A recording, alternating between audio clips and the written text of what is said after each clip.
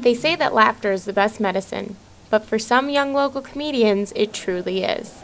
The Great White Narcs are a local improv troupe here in Iowa City. Though the members' job is to make others laugh, happiness isn't always so easy for them. Many members suffer from depression. I was officially diagnosed in third grade.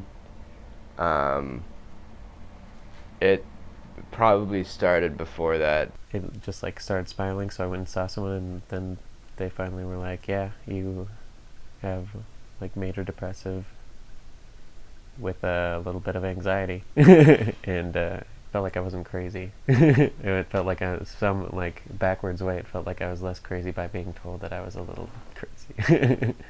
Because I was just I'm not making this stuff up, or not everyone feels this sad, and then there's something to do about it.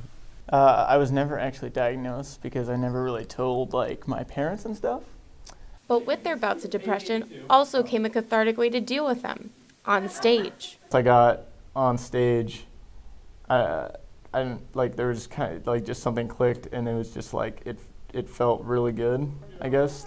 Once that first laugh kind of came out, then it was almost like an adrenaline rush. It's everything is just present. I'm not thinking about anything but the fact that I'm it's me and them, and I'm here right now. I'm not thinking about oh crap, does my boss hate me? And stuff like that.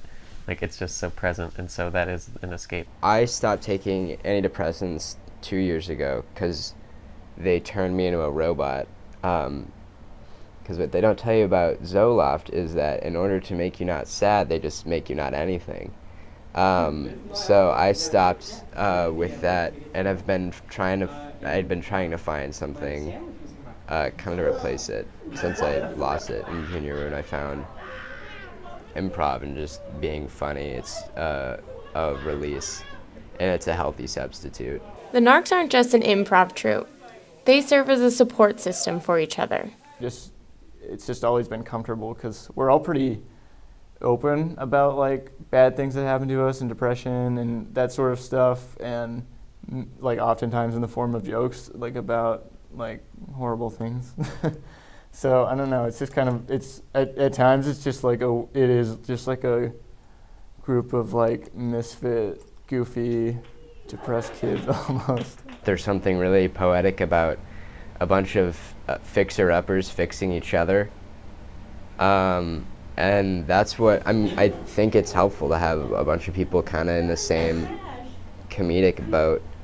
And the Narcs have been a super support system. At first, it was hard because I didn't know if I could trust an improv team because I'd never been on one, and I just had to start one out of the blue, but it just turned out to be the best. The advice for others suffering from depression: find a creative outlet like comedy. You need to find your own outlet, and then meet people within that field or interests or whatever that also have depression. And make jokes, just think of bits and have fun with your experience. And it does go hand in hand with any way to express yourself. I think any way to get those feelings inside you that feel locked up and that no one's listening to, any way to get them out in a fun and creative way is great. Don't shut yourself out to laughing because it's the best. It is the best medicine. Thank you, Patch Adams. 15 million people over the age of 18 suffer from depression. But the Great White Narcs are a shining example that depression doesn't get the last laugh. Alex Restrepo, Daily Iowan TV.